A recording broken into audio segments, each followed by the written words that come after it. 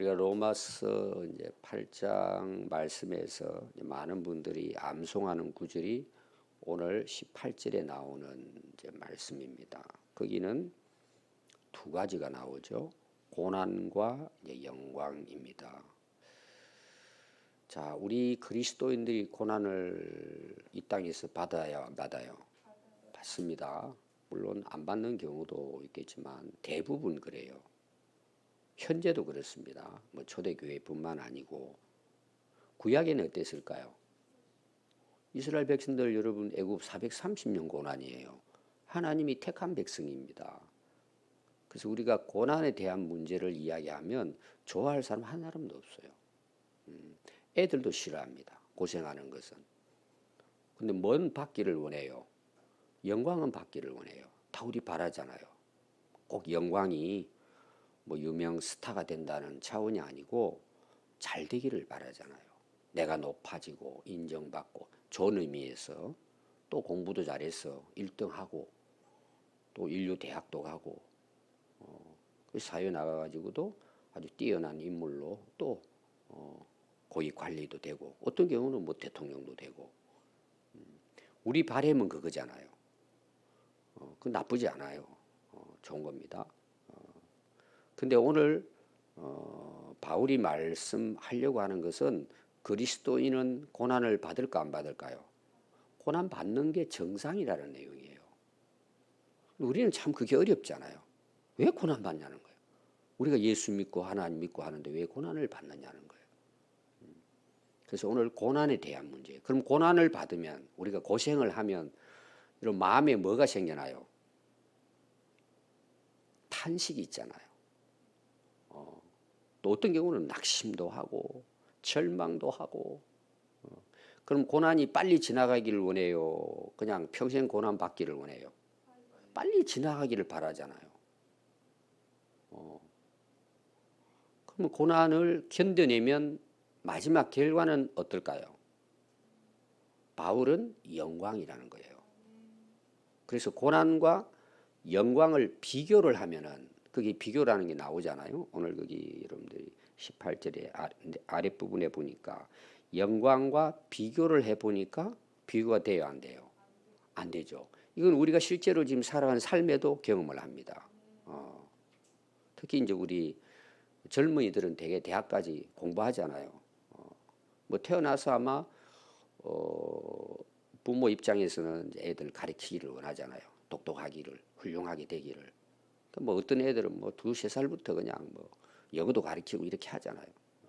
애들 입장에서는 뭐예요?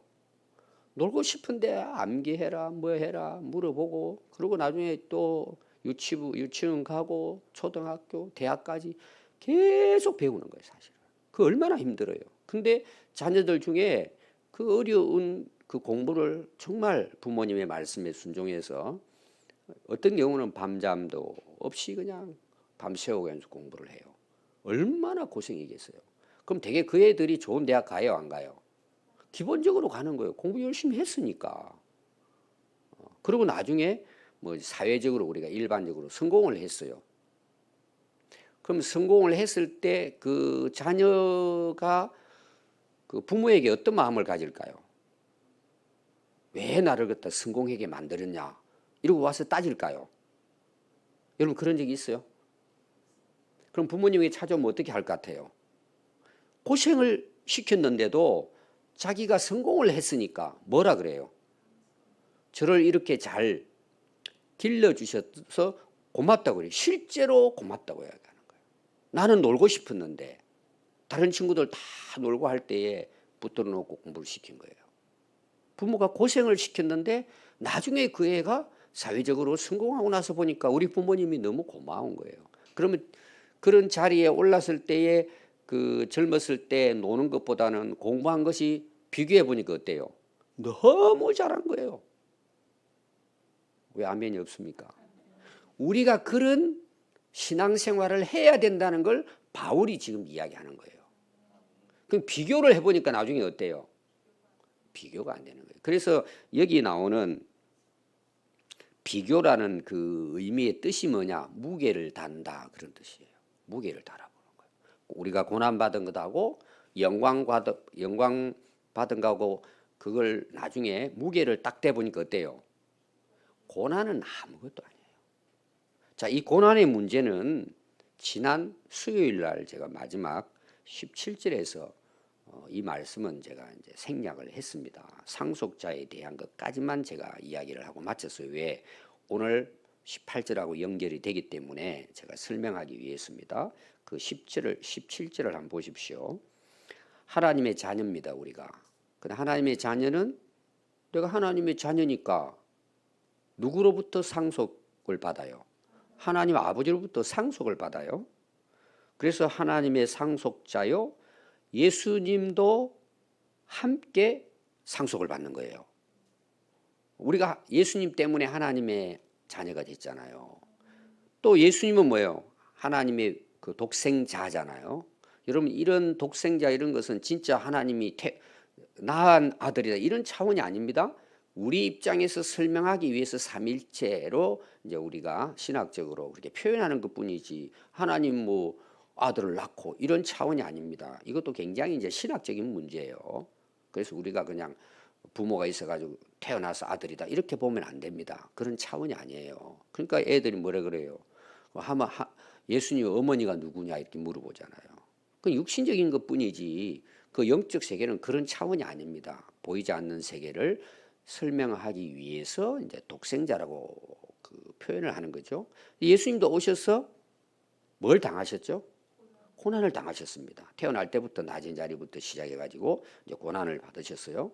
예수님은 하나님의 아들이기 때문에 당연히 뭐예요? 하늘나라의 상속자가 되겠죠.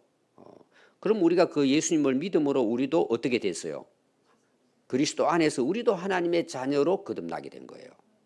그러니까 예수님을 통해서 우리가 상속자가 됐는데 당연히 예수님이 상속자로서 그 자리에 있듯이 우리도 그 예수님과 함께 거기 있게 된다는 내용이에요. 그러면서 나오는 내용이 뭐냐 하면 그가 함께 영광을 받기 위하여 고난도 함께 받아야 한다. 누가? 우리도.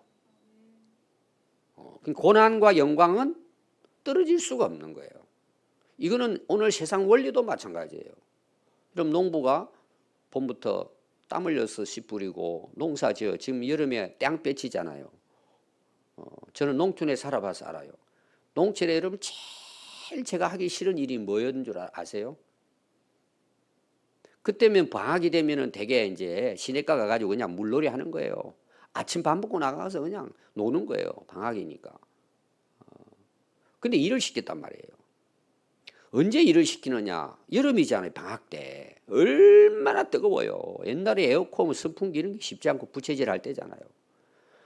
밭에 나가가지고 풀 매는 거. 비 한번 오고 나면은요, 그냥 그 잡초가 가득했습니다. 그때는 비닐종이 덮어놓고 이런 때가 아니잖아요.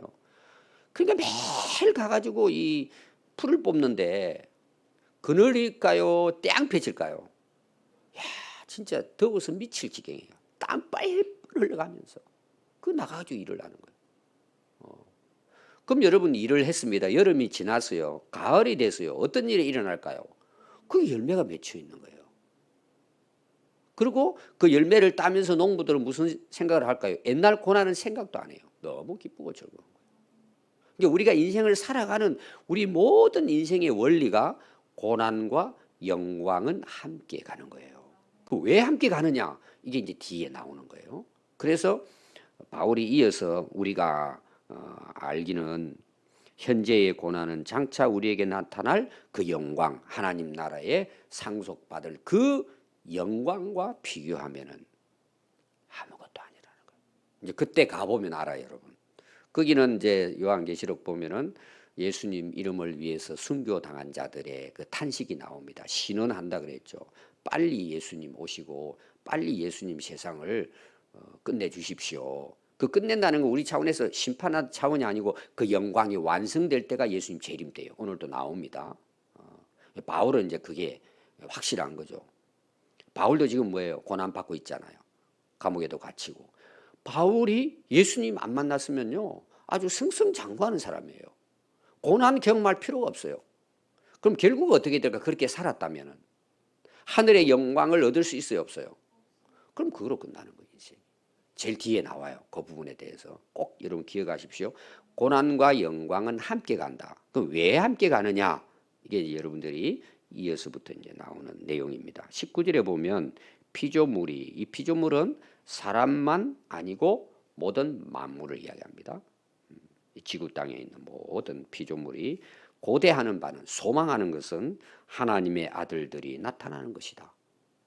자, 하나님의 아들들이 나타난 것은 오늘 우리로 말하면 성도들이에요. 성도들. 예수 믿고 거듭난 성도들. 그럼 여기 있는 성도들은 어떤 성도들일까요? 하나님의 아들들이잖아요. 이미 구원받은 하나님의 자녀들이잖아요. 이 때는 이어서 나오는 걸 보면 이때는 재림한 후에 예수님이 재림하시면서 죽었던 자들이 무덤에서 부활한 하나님의 자녀들을 이야기하는 거예요. 육신도, 우리 앞에서 육신과 영에 대한 설명을 제가 드렸죠. 또 20절에 보면은 피조물이 허무한데 굴복하는 것은, 그게 이제 허무한데 그다음에 굴복하고, 이 말이 무슨 뜻이냐면, 자, 피조물, 온 우주 만물이 앞에 나오는 그런 그 고난의 그 길을 가게 되는데 그 고난이 참 얼마나 힘들겠어요. 사람뿐만 아닙니다. 우주 만물 모든 자연을 다 포함해서 이야기합니다. 굴복하는 것은 이 허무하고 헛된 이 세상에 고생하고 살아가는 것은 자기 뜻이 아니라는 거예요. 예를 들면 여러분, 그 우리가 환경 오염, 또 뭐 불이 나고 그 뭐 지진이 일어나고 하면은 사람만 고생하는 게 아니라 자연도 파괴되죠. 거기 또 산에 있는 뭐 동물들 다 불타 죽기도 하고, 이 고생이잖아요. 그들도 그들이 아무 죄도 없이 어려움을 당하잖아요. 그 자기들이 원하는 게 아닌데 오직 굴복하게 하시는 이로 말미암았다. 하나님에 의해서 그들도 피조물도 뭐 앞에 연결하면은 고생한다는 거죠. 자기 뜻이 아니고. 그럼 그게 뭘까? 여러분, 왜 이렇게 됐을까요? 이게 죄의 결과라는 거예요. 바울의 지금 그 주변에 있어서는. 그래서 19절에 피조물도 고대를 해요. 피조물도 고생하니까 이건 이제 의인화시켜서 이야기를 하는 것입니다. 그래서 25절을 여러분 보시면 그 25절부터 먼저 창세기부터 보겠습니다. 창세기 이제 3장 17절, 18절 보면은 아담이 하와가 범죄하고 난 다음에 땅도 어떻게 될까요? 저주를 받습니다. 같이. 죄가 들어오니까.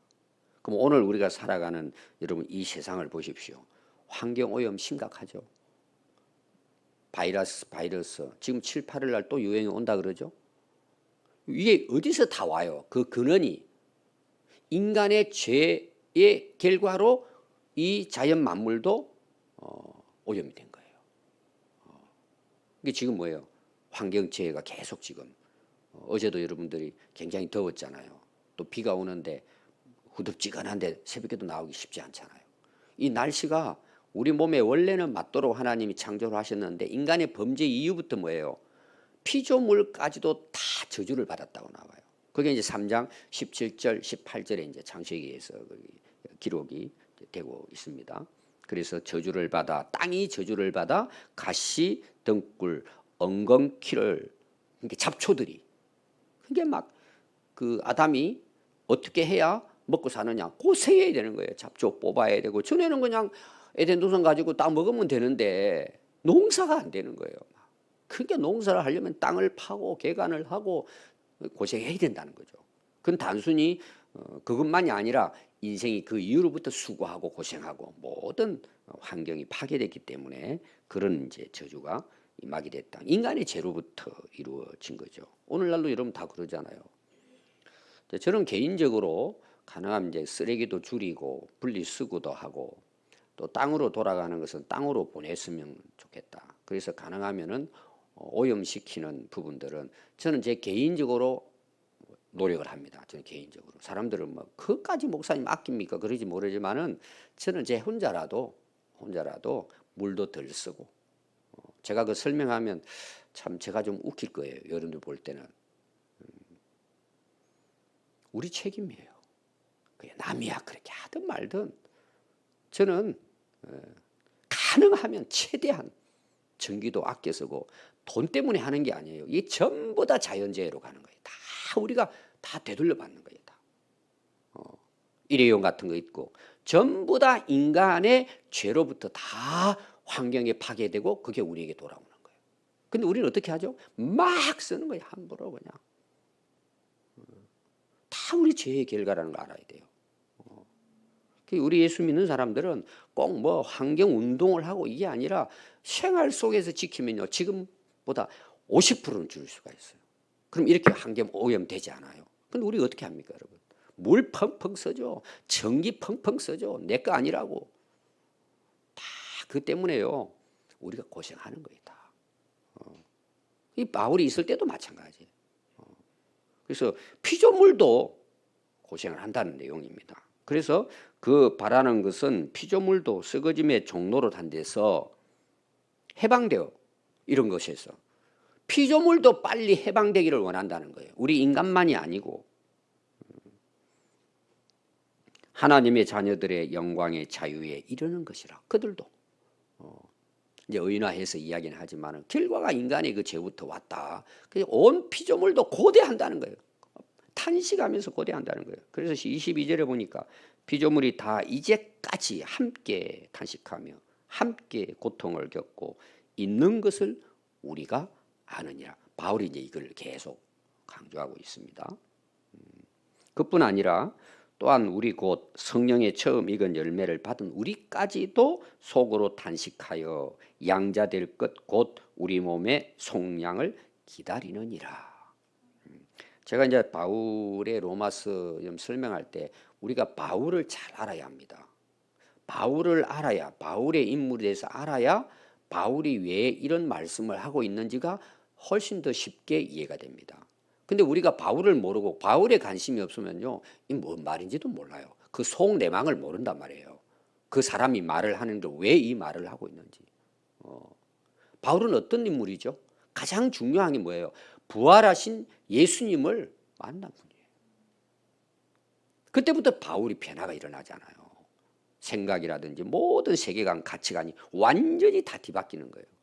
바울을 여러분들이 잘 이해해야 바울이 기록한 서신서들을 여러분들이 어느 정도 이해가 돼요. 근데 바울의 세계를 모르는데 그냥 우리는 뭐예요? 오늘 18절 여러분 다 암송하잖아요. 힘들고 어려울 때 지금 고난 받지만 영광과 비교할 수 없다. 이 정도 생각하잖아요.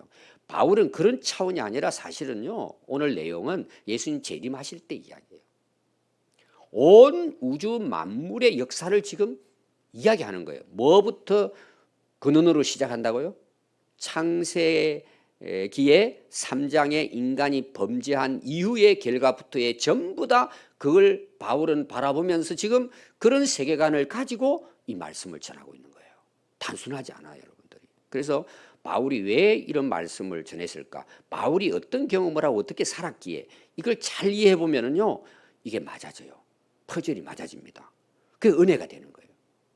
되게 모르니까 뭐예요? 우리가 필요한 말씀만 내가 지금 있는 상황에서만 지금 고난받지만 영광과 비교 이 정도로 이해해 버리는 거예요.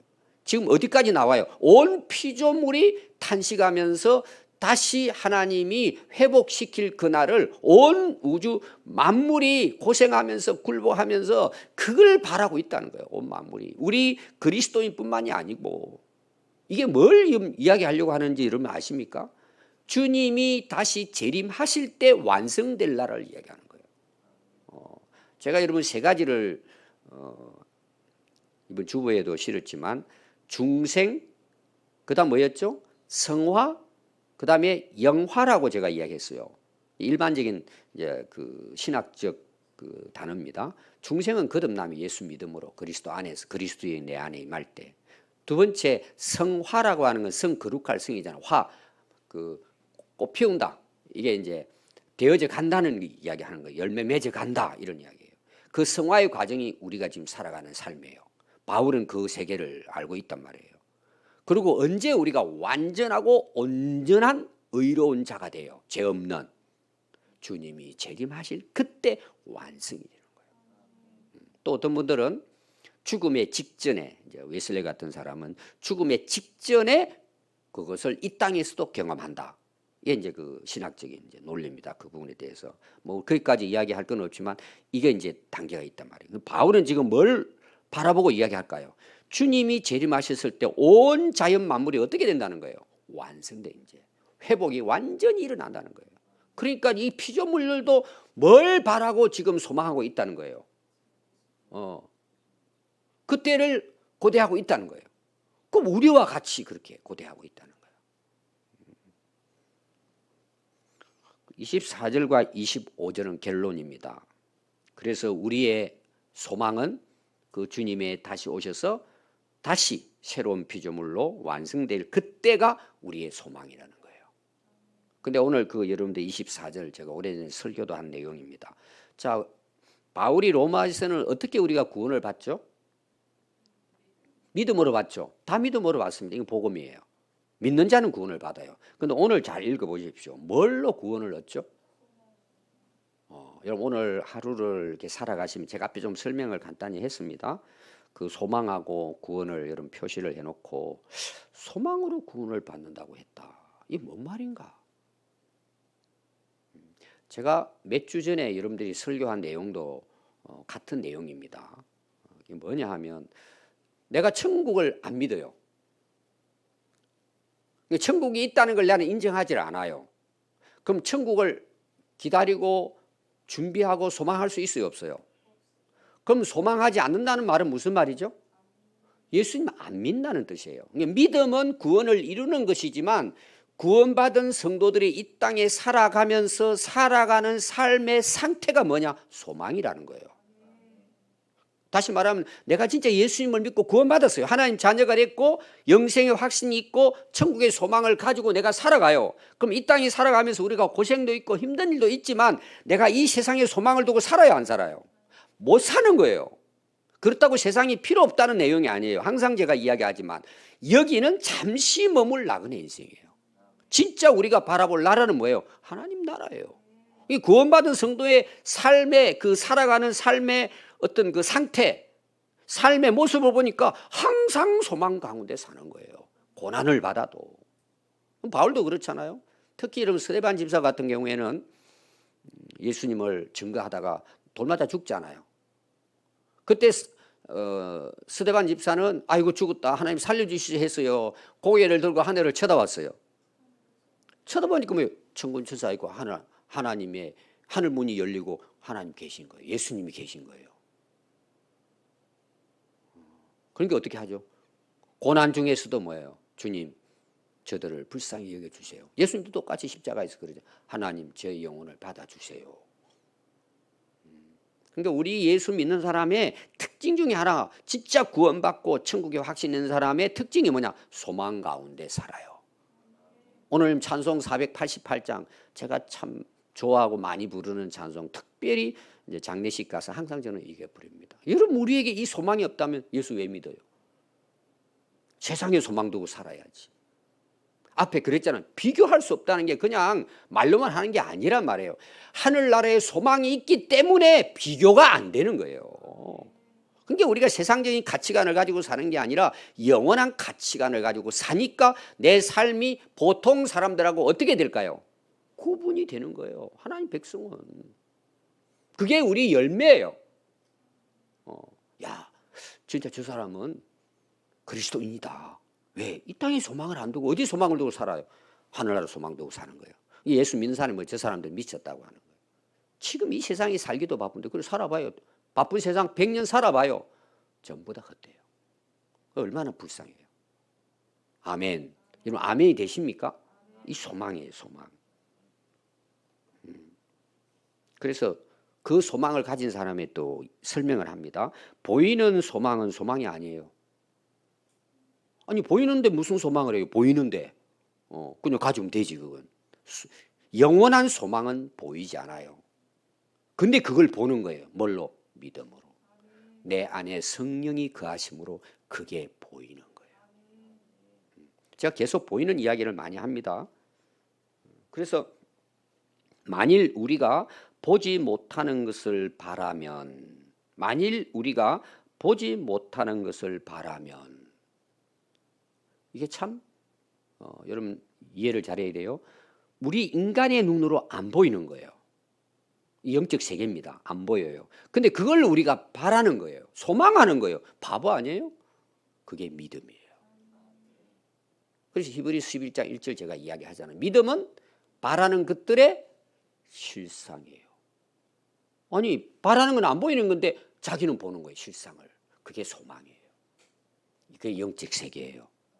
성령을 통해서 믿음의 눈으로 그게 보이는 거예요. 얼마나 확실하냐? 1000배, 10,000배 확실해요. 그러니까 어떻게 살아요? 고난을 견디고 이기고 그 영광을 바라보면서 오히려 기뻐하는 거예요. 그래서 결론이 뭐예요? 그걸 바라면 참음으로 기다린다는 거예요. 소망을 가지고 있는 사람은 참고 기다리잖아요. 그래서 예수님께서 마태복음 우리가 말씀을 보시면은 예수 믿는 사람은 한마디로 말하면 5장 10절과 12절에 너희들 나 믿어? 그러면 너희들은 고난받게 돼 있어. 왜? 우리가 예수 믿으면 예수님 말씀대로 순종하고 살아야 되니까, 의롭게 살아야 된단 말이에요. 고생이 따라오는 거예요. 왜? 세상이 악하니까. 그러나 걱정하지 마. 너희들은 기뻐해. 하늘에서 너희 상이 크다는 거예요. 우리가 하늘의 소망을 가지되 단순히 여러분 천국만 소망 갖지 말고 하늘의 영광 중에 뭐가 있을까요? 면류관을 주시는 거예요. 사도 바울은 뭐예요? 나 목숨 걸고 복음 위해 살겠다. 나의 달려갈 길은 하나님이 위에서 부르신 부름의 상을 위해 나 달려간다는 거예요. 끝까지 인내하고 견디면서. 그게 바울의 삶이 그거예요. 오늘 여러분 꼭 이 말씀 기억하시고, 현재의 고난은 있습니다. 저주받은 땅이기 때문에. 피조물도 그렇습니다.